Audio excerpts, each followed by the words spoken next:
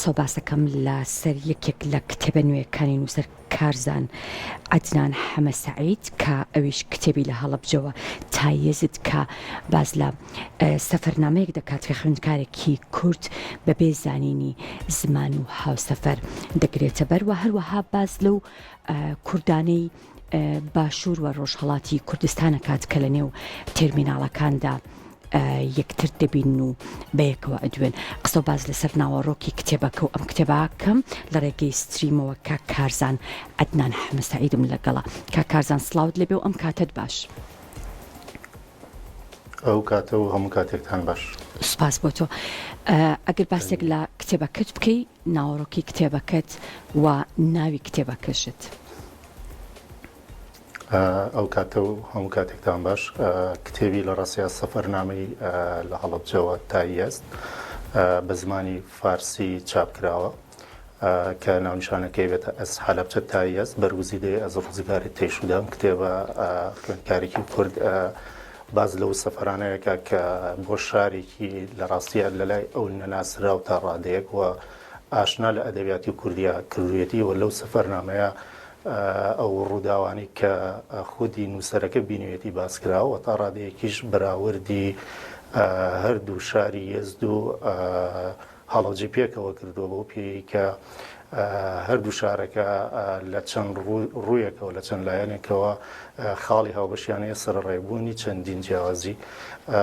لە ڕاستیان نووسینی کتێبەکە و چیرۆکی پشت نووسینی کتێبەکە بۆ خۆی داستانێکی گەورەیە.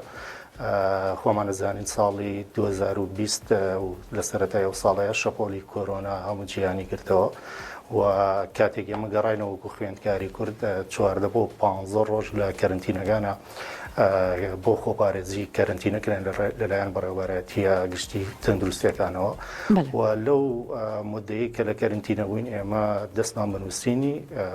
کوردیەکەی ئەو بابەتانە کرد. زۆر باشە کەواتە با بڵێن لە ڕووی کاتەوە یان لە ڕووی مێژووەوە نووسینی کتێبەکە با بڵێن بەروارەکێ گەڕێتەوە بۆ کەی؟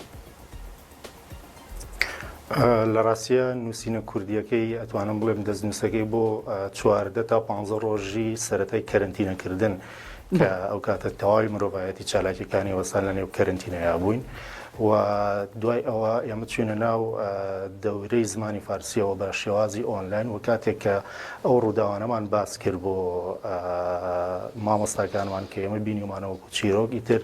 هەموو ئەو ڕووداوانە سەرنجیەوانی ڕاکێشا و پێیان باش بوو وەکو تاسکێک وەکو ئەرکێکی خوێندکارێک بۆ مامۆستاکەی ئەو ڕووداوانە بنووسێتەوە بەڵامی تر لە نەتیجەیە کاتێک زانیمان ئەوان پێیان باش بوو کە ئەم نووسراوانە وەکو زانکۆی یەز بە ئەرکی خۆیان بەچاپ بگەێنن چونکە هەرچەند لە نێو اختصاسی بوارەکەی خۆم کە لێ ئەم خوێن لە بواری پلاندانی شارستانی زۆر دووربوو شێوازێکی ئەدەبی و سەفەرنامەیە بنووسێ بەڵام ئەوان پێیان باش بوو کە هەر جۆرەکەی زانکۆ ئەرکە بگرێتە دەست خۆی تا ئەو کتێبە چاپ بکرێت. بۆ یەتوانم بڵێ مەگەڕێتەوە کاتەکەی بۆ نێو کەرنتینە و کاتێکە لە کەرنتینەبووم بەڵام لە چاپدانی کتێبەکە بۆ سەرەتای 2023 گەڕێتەوە کە پەخشکرا لە زانکۆی یەز لە وڵاتی ئێران. زۆر باشە باست لە بەراوردی هەردوو شاری هەڵەبجە و یەست کرد بەراوردەکان لە چ ڕوویەکەوەیە؟ زۆر ڕاستە پرسیارێکی ماقولە کە پەیوەندیدارە بە ناوەڕۆکی کتێبەکەەوە لە ڕاستیە یەزد یەکێکە لە شارە زۆر دوورەکان لە زێدی منەوە کە هەڵەبجەیە نزیک بە 1400 کیلۆمەتر و ئەگەر بە پاس بڕۆی پێویست بە 28 ساعتەکە و هەڵەبجەش کە خۆمان نەزانین جوگرافیا و مووقعی هەڵەبجە لە چ شوێنێکە بەڵام لە ڕووی بەراوردکردنەوە لە یەز کۆمەڵی خاڵی هاوبەشیان هەیە هەردوو شارەکە مێژوویەکی زۆر کۆنیانەیە گەڕەکی جوولەکان لە هەڵەبجە هەیە جوولەکەکان لە یەزد منبعی ئەوان وە تا سەردەمانێک لەوێژیاون و هەتاوەکو ئێستەش شوێنەکانیان وەکو شوێنێکی گەشتیاری سێرەکرێ و لە ڕووی ئاینیەوە دیسان ئێمە برایانی کاکەی لێرە ئەژین لەوێش زەردەشتیەکان و کۆمەڵێک ئاین و ئاینزای جیاوازتر لەوێ هەیە و بە لای منەوە کاتێک کە سەفەرم کرد بۆ ئەو شارە هەستمە کرد کە هیچ کوردێک نەگەیشتوتە ئەم شوێنە وەکو خوێندکار وەکو قوتابی بەڵام کاتێک ورد بوومەوە بینیم کە چەندین خێزانی کورد لە شارە جیاوازەکانی هەرێمەوە یاخود لە شارەکانی ڕۆژهەڵاتەوە لەوێ ئیش دەکەن و سەردەمانێکە لەوێ ماونەتەوە و لە ژیانان و خۆیان گرتووە بەو شێوازە ئاوهەوا و بیابانیەوە کە لەوێ هەیە بە پێچەوانەی هەرێمی کوردستان و ناوچە کوردیەکانی خۆمانەوە کە لە ڕووی ئاوهەواوە بێگومان بیابانیەوە نزیکە لە ئاوهەوای ناوچە شاخاویەکانەوە و چەندین خاڵی دیکە کە لە کتێبەکە باس کراوە وەکو خاڵی هاوبەشی هەردوو شارەکە لە میوان دۆستی و لە ڕێزگرتن لە خەڵکی بەرامبەر و هەموو ئەمانە پێکەوە بەراورد کراوە لە ئەمەوێ سەرنج بم بۆ ناونیشانی کتێبەکە ئەڵبەتە من نەم ئەویست ناونیشانی کتێبەکە ئەس حەلەبچەوە تایەزدوێت بەڵام بەو پێداچووناوانی کە کرا ڕاستیەکەی ئەو ناونیشانە بە گونجاوزانرا. زۆر باشە. ئەوانەی کە کتێبەکەیان خوێندوتەوە یاخود خوێندنەوەیان بۆ کتێبەکە کردووە چواندویانە بە چەند ڕۆمانێکی تر یاخود چەند ڕۆمانێکی تر هەیە کە هاوشێوەی ئەم ڕۆمانن. زۆر ڕاستیەکەی من ڕێگە بە خۆم نایم بە خۆم بڵێ نووسەر من تەنها نووسری ئەم کتێبم ئەس حەلەبچە تایەست و ئەو کەسانی کە لە سەرەتایە پێشەوەی چاپ بکرێ و یا بکرێ بە فارسی نردیان بۆ دانشگای کوردستان لە شاری سنە ئەوان بڵێن دەستنووسە کوردیەکەیان خوێندەوە و زۆر زۆریان پێ باش بوو ئەوان پسپۆڕەکانی ئەوێ ئەوانی لە بواری ئەدەبیاتان چواندیان بە کتێبی شەهزادەی حەمامی دکتۆر پاپولی یەزدی کە پێم وایە وەرگێڕانی کردووە بۆ کوردی و خودی پاپولی یەزدی سەردانی شاری سلێمانی و کوردستانی کردو لە ناوچەی قەرەداخ و ئەو شوێنە ماوەتەوە و دواتر کە تەرجمەی فارسیمان کردو کە لەوێ بڵاوی و چەند کەسێک بە تایبەتی دکتۆر محەممەد کازم کەهدووی کە ئەرکی سەرپەرشتی پێداچوونەوەی ئەدەبی کتێبەکەی گرتە دەست چواندی بە کتێبی ئەز پاریس تا پاغیز کە تەرجمە کراوە و ئەز بوومیان تا بەناڕاست بەو شێوازە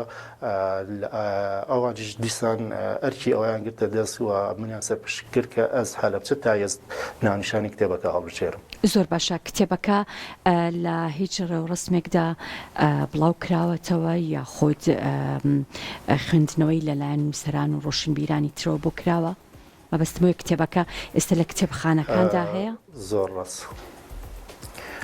کتێبەکە بڕیار بوو پێش ئەوەی بڵاو بکرێتەوە لە دانشگای یەزد لەوێ لە ئێران معرفی بکرێ خۆت بناسێژێ بەڵام ئەوەی ئەو ڕووداوانی کە لە چەند مانگی ڕابردووە تووشی ئێران بوو لە ئەو خۆپشەرنان و ئەوان و زانکۆکان تاقیر بوون ئەو بابەتە دواکرا بەڵامی تر من نیشکاتەکەم بۆ گونجاونەوە ئێمەش لێرە فەرمانبەرین و پێویستمان بە ینی ڕۆشتنی بۆڵەتی ڕسمی هەیە ئیدی بڕیاردرا کتێبەکە لە نێو زانکۆی یەزد و ئەو کۆمپانیایی کە چاپی کردووە ئەرکی بڵاوکردنەوە پخشکردنی بکرێتە ئەستۆ. زۆر باشە. گرنگی ئەم کتێبە بۆ ناو کتێبخانەی کوردی چییە و ئەگەر لە کتێبخانەکانی شاری هەڵەبجەدا هەبێ گرنگیەکەی بۆ ئەو شارە؟ لە ڕاستیا کتێبەکە کوردی نیە خودی کتێبەکە بە فارسی نووسراوە لە بەرنامە هەیە بکرێتە زمانی کوردیش بە کوردیەکەی تەرجمە بکرێ. گرنگی ئەم کتێبە لەوەدایە بۆ خودی بابەتەکە کە یەکەم جارە کتێبێک بنووسرێ بە ناونیشانی هەڵەبجە تایەست کە لێکچوانێکی زۆر زۆریان هەیە. هەڵەبجە و هەموو قوربانیدانی داوە لە شەڕی عێراق و ئێرانە بە هەمان شێوە یەزدی ژێکێک وە لەو شارانی کە زۆرترین شەهیدی هەبوو لە دوای ئەهوا زوو بەندەر عەباس و شارە جنوبیەکان بۆیە باسکردنی خودی ڕووداوی کیمیابارانی هەڵەبجە و بەستنەوەی بە ئاوارەکانی عێراق و ئەوانەوە بۆ خۆی خاڵێکەوێت کە بخۆم گەیشتێتەوە زۆربەی ئەوانی کە کتێبەکەیان خوێندەوە گەڕاونەتەوە بۆ ئەو سەردەما بە زمانی فارسی کاتێک مطالعەیان کردووە و هەموو ئەو سوڕە و وێنانەی کە لە کتێبەکە هەیە دووبارە هات بە شێوازێکی ئەدەبی هاتوێتەوە بەردەم زیهن و بەردەم چاوی خوێنەرەیانیەوە ئیشەڵا بتوانین بە زمانی کوردی بڵاوی بکەینەوە و تەکمیلی کتێبەکە بکەین کە زیاتر لە 400 لاپەڕ هەیە. زۆر باشە. ڕوودا و بەسەرهاتەکانی ئەم با بڵێن ڕۆمانە تا چەندێک نزیکە لە با بڵێن ئەوەی کە جگەل لە نووسەران یاخود جگەل لەوەی کە کتێبەکە گرنگە وەربگێڕێتە سەر زمانی کوردی بە تایبەتیش بۆ فیلم سازان تا چەندێک ڕووداوەکانی نزیکە لەو ڕووداوانەوەی کە با بڵێن ئەشێ بکرێتە سکرپتێکی سینەمایی یاخود سیناریۆ کە بۆ فیلم گونجاو بێت. کتێبەکە لە ڕاستیە چەندین ڕووداوی تێکەڵی تێدایە هەر لە سەفەری خوێندکارێکەوە چۆن وێڵە بە دوای ئەوەی کە سکۆلەرشیپێک لە زانکۆیەک وەربگرێتە لە ئاخیردا لە کۆتاییە لە زانکۆی یەزد گیرسایەوە لەسەر ئەرکی ئەوان خوێندنەکەی تەواو کرد جگەل لەوە کە ئەوە توانم بڵێم باشترین کەرەستەی خاوە بۆ دەرکردنی یاخود بۆ ئەو بابەتی بەڕێستان باسی کرد چەندین ڕووداوی تری تێدایە کە لە تەرمیناڵەکانە لەگەڵ خەڵکانی لای خۆمان بینراون مثلەن ئێمە ژنێکمان ناسی کە من پێم وابوو لە ژنەکە ئەسڵی خودی خۆی لە ناو یەزدا هەر لە دایک بووە بەڵام کاتێک گوێم لە پەیوەندی تەلەفۆنیەکانی گر لە نێو تەرمیناڵ و لە ناو پاسکە لە تەنیشتمەوە یا لە پشتمەوە دانیشت بوو